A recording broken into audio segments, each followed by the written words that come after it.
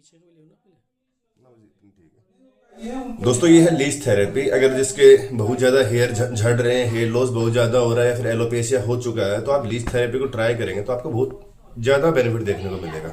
Normally हम बात करते हैं कि जिनका मतलब कि ऐसी नौबत आ चुकी है कि ट्रांसप्लांट कराना चाहते हैं वो, तो ट्रांसप्लांट से पहले आप एक बार लीच थेरेपी जरूर ट्राई करें, क्योंकि लीच थेरेपी में ऐसा है कि 100 में से 70% रिजल्ट है। सबसे कम कॉस्ट का भी है, बेहतरीन इसके रिजल्ट हैं। 100 में से 70 लोगों को न्यू बेबी हेयर आने के 100% चांस रहते हैं। ठीक है, अब इसमें इसके सीटिंग बेड ऊपर डिपेंड करेगा। 2 सीटिंग, 3 सीटिंग, 4 सीटिंग, 5 सीटिंग, इस हिसाब से आप ले सकते हैं। अब नॉर्मली मैं तो बिजी रहता हूँ इसलिए मैं ज्यादा ले नहीं पाया, मैंने भी आज से ही शुरू किया है। जो हमारे पास एलोपेशिया के पहले पेशेंट थे उनको केवल 2 सीटिंग के अंदर अंदर अच्छा खासा रिलीफ देखने को मिला और अच्छे खासे न्यू बेबी हेयर आ चुके हैं। उनका एलोपेशिया का ट्रीटमेंट चल रहा था। और बाकी पूरी वीडियो को एंड तक देखिए। क्या आपके बाल झड़ रहे हैं? क्या आपके हेयर फॉल में ज्यादा आपके बाल झड़ रहे हैं? आपको हेयर लॉस बहुत ज्यादा हो रहा है और आपको प्रॉपर एक जगह से बाल पूरे जा चुके हैं।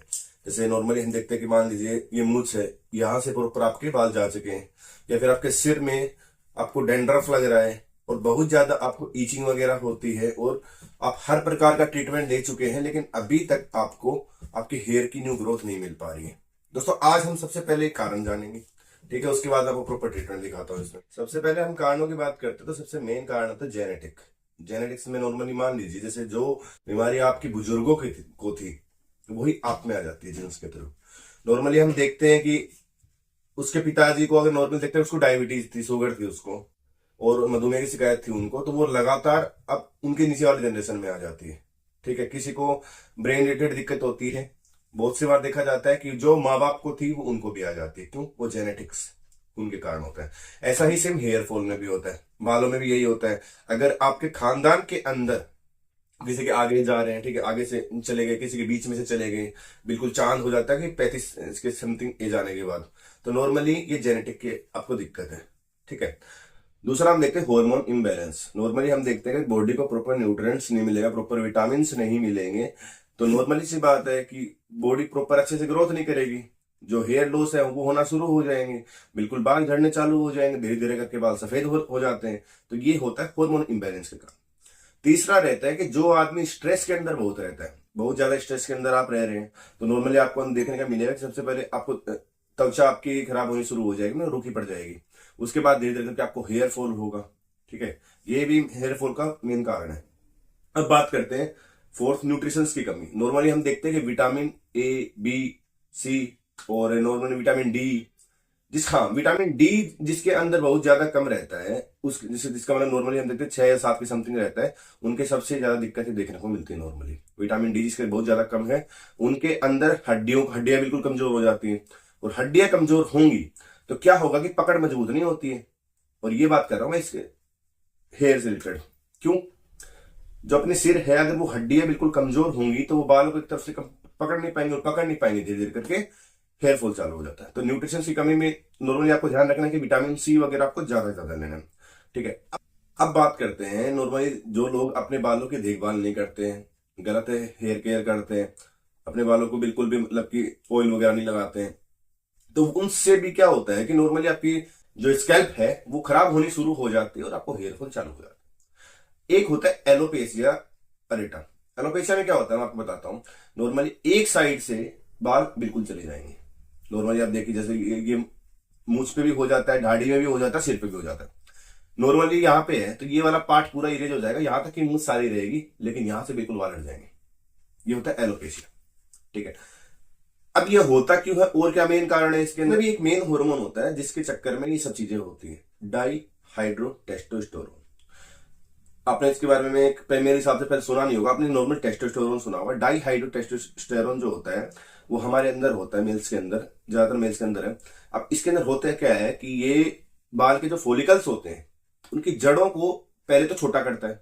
ठीक है, छोटा करते करते फिर बालों को पतला करना शुरू कर देता है, और धीरे धीरे करके फोलिकल्स को बिल्कुल बंद कर देता है। जो हमारे जहां से बाल निकलते हैं, जैसे मान लीजिए बाल निकलते हैं, यहां से बालों को निकलने वाली जड़ को बिल्कुल बंद कर देता है, तो बिल्कुल से हेयर बिल्कुल साफ हो जाते हैं। अब इसको बैलेंस करने के लिए जो मैंने आपको बताया है, अभी जो बताया आपको हार्मोन इम्बैलेंस वगैरह सभी चीजों को बैलेंस रखना पड़ेगा, खाना पीना बिल्कुल अच्छा रखना पड़ेगा, ग्रीन वेजिटेबल जितना हो सके आपको उतने लिए, विटामिन सी वगैरह आपको जितना हो सका उतना लेना है। और अगर आपके अंदर विटामिन डी की कमी है तो आप सबसे पहले विटामिन डी के सप्लीमेंट्स ले सकते हैं। सप्लीमेंट्स बोले तो आर्चिटोल नाम का इंजेक्शन आता है, आप 1 मंथ में एक बार वो लगा लीजिए, 2 मंथ में एक बार लगवा लीजिए, जिससे विटामिन डी जो अगर आपका लेवल में आ जाएगा तो बाकी न्यूट्रिशंस भी धीरे धीरे करके सब चीजें लेवल में आ जाएंगी। विटामिन डी एक ऐसी दिक्कत है जो आज के समय में नॉर्मल ही है, इसकी पहचान नॉर्मल देख लीजिए, आपकी सारी रिपोर्ट्स नॉर्मल है, सब चीजें नॉर्मल है, लेकिन फिर भी आपको हड्डियां पे कटकटाती रहती है, आपको चक्कर वगैरह आता रहता है, आपको ऐसा लगता है पूरी बॉडी में वीकनेस लगती रहती है बार बार, और नॉर्मल देखा जाए आंखों के अंदर अंधेरा आता रहता है, तो ये विटामिन डी की कमी होती है। इसी के चक्कर में हेयर फॉल्स वगैरह और सब चीजें ये दिक्कत होती है। अब हम बात करेंगे ट्रीटमेंट की। ट्रीटमेंट में बहुत से लोग बोलते हैं सर हम हर प्रकार का ट्रीटमेंट ले चुके हैं, 1 to Z जितना ट्रीटमेंट लेना चाहिए, जिसने जहां बोला हमने बायोटिन वगैरह 1 to Z चीजें हम सब चीजें खा चुके, लेकिन फिर भी हमारे हेयर नहीं आ रहे। ठीक है, ट्राया यूज कर सके, 1 to Z चीजें यूज कर सके। ट्राया में क्या है, देखो एक तो कॉस्टली प्रोडक्ट और टाइम लगता है उसमें, और उसकी भी कोई एक्यूरेसी नहीं होती। बहुत से लोग ये बोलते हैं कि हम ये लगा रहे हैं, सलमान की दवाई लगवा रहे हैं, ये लगवा रहे हैं, कोई नहीं है, वो सब एक तरफ से 1000 में से अगर 2 आदमियों को बाल आ गए तो इसका मतलब ये नहीं है कि सभी को आएंगे। ठीक है, अब हम डिपेंड ऑन ट्रीटमेंट बात करें तो मैंने पहले भी वीडियो बना रखी, 2 वीडियो, जिसके अंदर हमने जो एलोपेशिया के लिए यूज होता है जमाल गोटा, हमने वो लगाया था, हमें उससे अच्छा खासा, मैंने मेरे ऊपर ही अप्लाई करके बताया था वो आपको चीज, और अच्छा खासा उसे बेनिफिट देखने को मिला था। ऐसा नहीं था कि बेनिफिट नहीं मिला, बहुत अच्छा खासा बेनिफिट देखने को मिला था। लेकिन वो था ना कि बेबी हेयर तो ग्रोथ हो रहे हैं, लेकिन वो आगे नहीं बढ़ रहे हैं, जिस टाइप से बढ़ने चाहिए उस टाइप से वो ले जा नहीं पा रही है। तो उसके लिए हमने और देखा कि अब इसको करे क्या। ठीक है, पीआरपी में हम जाते हैं तो पीआरपी में 100% श्योर नहीं होता है कभी कि आपको 100% बाल आ जाएंगे। ट्रांसप्लांट अगर आप करवाते हो बहुत ज्यादा कॉस्टली रहता है, और थोड़ा रिस्की भी रहता है, हल्का फुल्का रिस्की भी रहता है। और दूसरी चीज अगर हम उसी वे में देखते हैं कि जो पीआरपी है अगर आप करवा रहे हो वो 100% श्योर नहीं है, लेकिन सिटिंग्स पे आपका पैसा बहुत बर्बाद होता है उसमें। ठीक है, अभी मैं आपको एक नई चीज बता रहा हूं, जो सबसे पहले हमने हमारे पेशेंट, हम बीजी शेड्यूल होता है तो हमने हमारे 2-3 पेशेंटों के ऊपर करके देखा एलोपेशिया के अंदर, और एक फीमेल को चल रहा है हेयर रिलेटेड। तो उसके अंदर क्या था कि उनको अभी नैने करते हुए 70 से 80% रिजल्ट है, और 100 में से मैं आपको इतना 100% विश्वास दिला सकता हूं, 100 में से 80% आपके बाल आने के चांस रहेंगे। ठीक है, जो चीज मैं खुद भी यूज कर रहा हूं, आगे आप वीडियो में देखिएगा, और कैसे करना है, कैसे क्या होता है वो देखिएगा। लेस थेरेपी, जिसको हम आयुर्वेद के अंदर जलों का आचरण भी कहते हैं।